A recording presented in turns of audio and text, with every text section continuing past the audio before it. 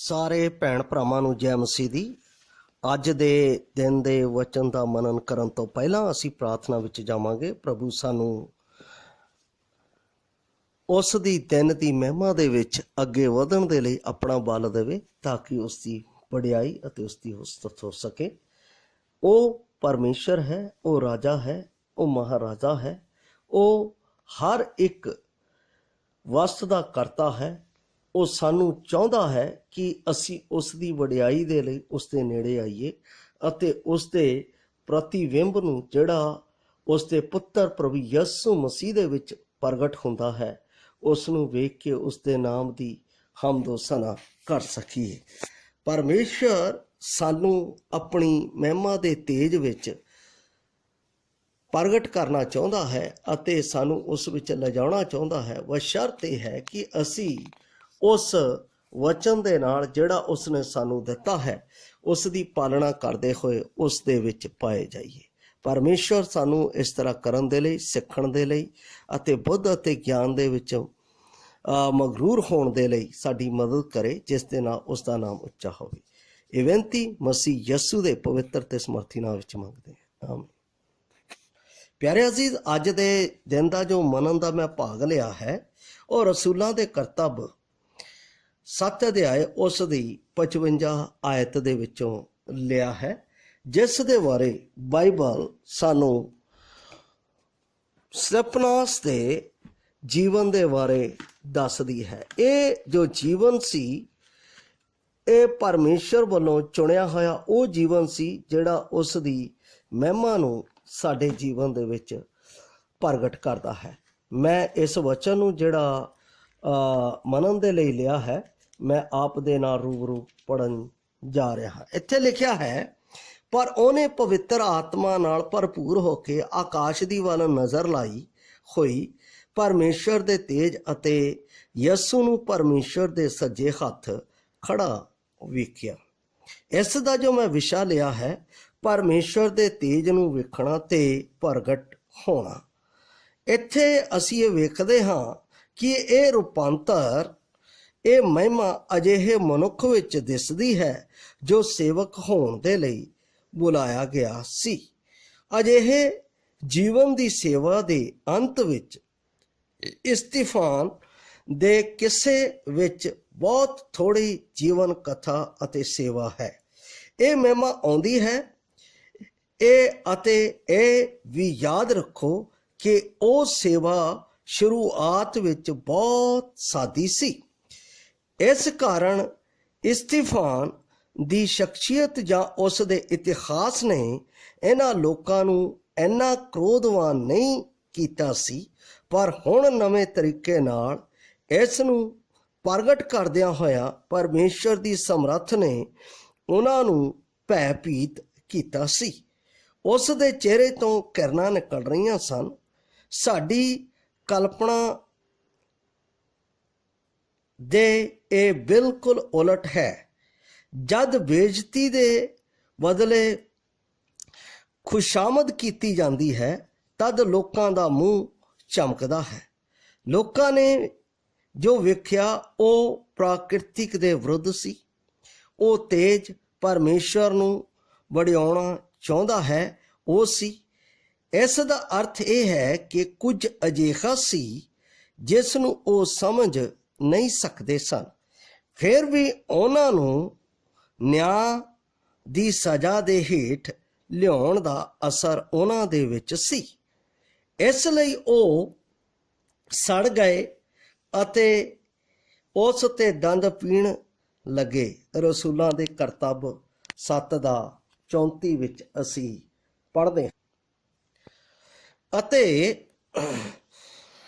ਅੰਤ ਵਿੱਚ ਉਹ ਇਸ ਦਾਸ ਦੇ ਸਾਹਮਣੇ ਟਿਕ ਨਾ ਸਕੇ ਅਤੇ ਆਪਣੇ ਦਰਮਿਆਨ ਉਸ ਦੀ ਹਜ਼ੂਰੀ ਨੂੰ ਸਹਿ ਨਾ ਸਕੇ।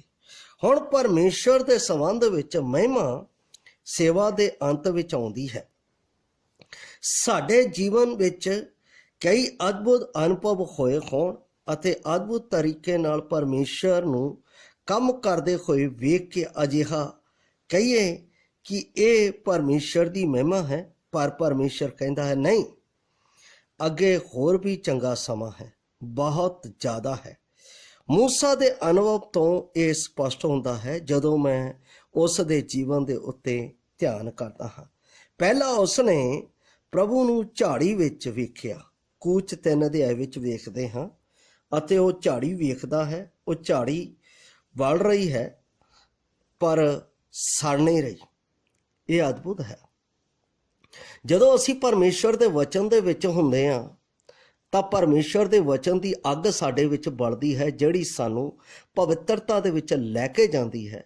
ਉਹ ਸਾਡੇ ਜਿਸਮੋ ਜਾਨ ਨੂੰ ਨਹੀਂ ਸਾੜਦੀ, ਸਾਡੇ ਉਹਨਾਂ ਵਿਚਾਰਾਂ ਦੀ ਗੰਦਗੀ ਨੂੰ ਸਾੜ ਸੁੱਟਦੀ ਹੈ ਜਿਹੜੀ ਪਰਮੇਸ਼ਰ ਦੇ ਵਿਰੁੱਧ ਹੈ, ਅਤੇ ਸਾਨੂੰ ਪਵਿੱਤਰਤਾ ਦੇ ਨਾਲ ਪਰਮੇਸ਼ਰ ਦੇ ਸਮਕਸ਼ ਉਹਦੇ ਤੇਜ ਦੇ ਪ੍ਰਤੀਬਿੰਬ ਵਿੱਚ ਲੈ ਕੇ ਜਾਂਦੀ ਹੈ। ਇੱਥੇ ਅਸੀਂ ਦੇਖਦੇ ਹਾਂ ਬਾਅਦ ਵਿੱਚ ਇਸਰਾਏਲੀ ਬਜ਼ੁਰਗਾਂ ਦੇ ਨਾਲ ਸਨਾਈ ਪਹਾੜ ਤੇ ਗਿਆ ਅਤੇ ਉਹਨਾਂ ਨੇ ਪਰਮੇਸ਼ਰ ਦਾ ਦਰਸ਼ਨ ਕੀਤਾ। ਅਸੀਂ ਇਹ ਦੂਸਰਾ ਪੜਾਅ ਮੋਸਸ ਦਾ ਦੇਖਦੇ ਹਾਂ, ਜਿਸ ਨੂੰ ਅਸੀਂ ਕੂਚ 24 ਦੇ ਵਿੱਚ ਪੜ੍ਹਦੇ ਹਾਂ। ਇਸ ਦੇ ਬਾਅਦ ਕੁਝ ਸਮੇਂ ਵਿੱਚ ਉਹ ਇਕੱਲਾ ਪਹਾੜ ਉੱਤੇ ਬੱਦਲ ਵਿੱਚ ਗਿਆ ਅਤੇ ਉੱਥੇ ਯਹੋਵਾ ਦਾ ਤੇਜ ਵਿਖਾਈ ਦਿੱਤਾ। ਕੂਚ 33 ਉੱਥੇ ਉਸ ਨੂੰ ਕਈ ਸਮਾਂ ਦਿੱਤੇ ਗਏ ਅਤੇ ਉਹਨਾਂ ਦੇ ਨਾਲ ਉਹ ਵਾਪਸ ਆਇਆ। ਤਦ ਸਾਨੂੰ ਇਹ ਦੱਸਿਆ ਜਾਂਦਾ ਹੈ ਕਿ ਉਸ ਦੇ ਚਿਹਰੇ ਤੋਂ ਕਿਰਨਾਂ ਨਿਕਲਦੀਆਂ ਸਨ। ਕੂਚ 34 ਦਾ 30 ਵਿੱਚ ਅਸੀਂ ਇਹ ਪੜ੍ਹਦੇ ਹਾਂ। ਪਰ ਅਜੇ ਵੀ ਕੁਝ ਹੋਰ ਬਾਕੀ ਸੀ। ਜਦ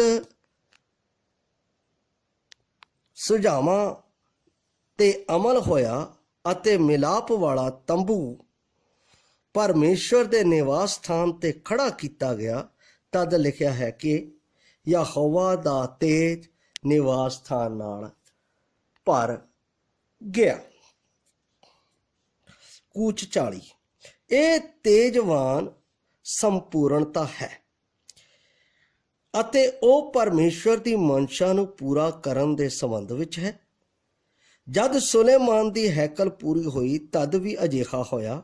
ਦੂਸਰਾ ਇਤਿਹਾਸ 5 ਦਾ 14 ਵਿੱਚ ਅਸੀਂ ਇਹ ਪੜ੍ਹਦੇ ਹਾਂ ਅਤੇ ਅਸੀਂ ਅਜਿਹਾ ਕਹਿ ਸਕਦੇ ਹਾਂ ਕਿ ਪਵਿੱਤਰ ਬਾਈਬਲ ਵਿੱਚ ਤੇਜ ਮਹਿਮਾ ਸ਼ਬਦ ਘੱਟੋ ਘੱਟ ਮਨੁੱਖ ਅਤੇ ਧਰਤੀ ਦੇ ਸੰਬੰਧ ਵਿੱਚ ਤਦ ਹੀ ਉਪਯੋਗ ਹੁੰਦਾ ਹੈ ਜਦ ਰੂਹਾਨੀ ਨਮੂਨਿਆਂ ਅਤੇ ਯੋਜਨਾ ਪੂਰੀ ਕੀਤੀ ਜਾਂਦੀ ਹੈ।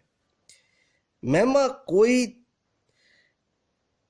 ਕਈ ਦਰਸ਼ਨਾਂ ਜਾਂ ਅਦਭੁਤ ਲਗਾ ਨਹੀਂ ਹੁੰਦਾ, ਪਰ ਉਹ ਪਰਮੇਸ਼ਰ ਦੀ ਯੋਜਨਾ ਦੇ ਸੰਬੰਧ ਵਿੱਚ ਹੈ ਅਤੇ ਜੇ ਅਸੀਂ ਮਹਿਮਾ ਦਾ ਗਿਆਨ ਦਾ ਅਨੁਭਵ ਵੇਖਣਾ ਹੈ ਤਾਂ ਇਹ ਜ਼ਰੂਰੀ ਹੈ ਕਿ ਅਸੀਂ ਪੂਰੀ ਤਰ੍ਹਾਂ ਨਾਲ ਪਰਮੇਸ਼ਰ ਦੇ ਨਕਸ਼ੇ ਕਦਮ ਅਤੇ ਉਸ ਦੀ ਯੋਜਨਾ ਵਿੱਚ ਚੱਲੀਏ। ਜਿਸ ਤਰ੍ਹਾਂ ਇਸਤੀਫਾਨ ਚੱਲਿਆ ਅਤੇ ਉਸ ਨੇ ਅੰਤ ਦੇ ਉਸ ਸਫ਼ਰ ਦੇ ਵਿੱਚ ਪਰਮੇਸ਼ਵਰ ਦੇ ਉਸ ਤੇਜ ਅਤੇ ਪ੍ਰਤੀਬਿੰਬ ਅਤੇ ਜਿਸ ਨੇ ਸਾਡੇ ਜੀਵਨ ਨੂੰ ਪਾਪ ਦੀ ਜ਼ਿੰਦਗੀ ਤੋਂ ਬਚਾਇਆ, ਜਿਸ ਨੇ ਪਰਮੇਸ਼ਰ ਪੁੱਤਰ ਨੂੰ ਇਸ ਧਰਤੀ ਦੇ ਉੱਤੇ ਮੈਨੂੰ ਬਚਾਉਣ ਦੇ ਲਈ ਘੱਲਿਆ, ਉਸ ਦੇ ਤੇਜ ਦੇ ਪ੍ਰਤੀਬਿੰਬ ਨੂੰ ਵੇਖ ਸਕਦੇ ਹਾਂ। ਉਸ ਦੇ ਨਕਸ਼ੇ ਕਦਮ ਤੇ ਚੱਲ ਕੇ ਇਹ ਆਸਾਨ ਨਹੀਂ ਸੀ। ਇਸਤੀਫਾਨ ਨੇ ਆਪਣੇ ਕੋਲੋਂ ਕੁਝ ਵੀ ਨਹੀਂ ਕੀਤਾ। ਉਸਨੇ ਪਰਮੇਸ਼ਵਰ ਦੇ ਕਹੇ ਹੋਏ ਖੁਸ਼ਖਬਰੀ ਦੇ ਪ੍ਰਚਾਰ ਨੂੰ ਜਿਸ ਤਰ੍ਹਾਂ ਸੀ ਉਸਨੇ ਸ਼ੁਰੂ ਤੋਂ ਲੈ ਕੇ ਅੰਤ ਤੱਕ ਮਨੁੱਖੀ ਜੀਵਨ ਨੂੰ ਬਚਾਉਣ ਦੀ ਯੋਜਨਾ ਨੂੰ ਪ੍ਰਗਟ ਕੀਤਾ, ਜਿਸ ਨੂੰ ਲੋਕ ਝੱਲ ਨਾ ਸਕੇ, ਦੰਦ ਪੀ ਉੱਠੇ। ਉਹਨਾਂ ਨੇ ਉਸ ਨੂੰ ਮਾਰਨ ਦੀ ਯੋਜਨਾ ਬਣਾਈ।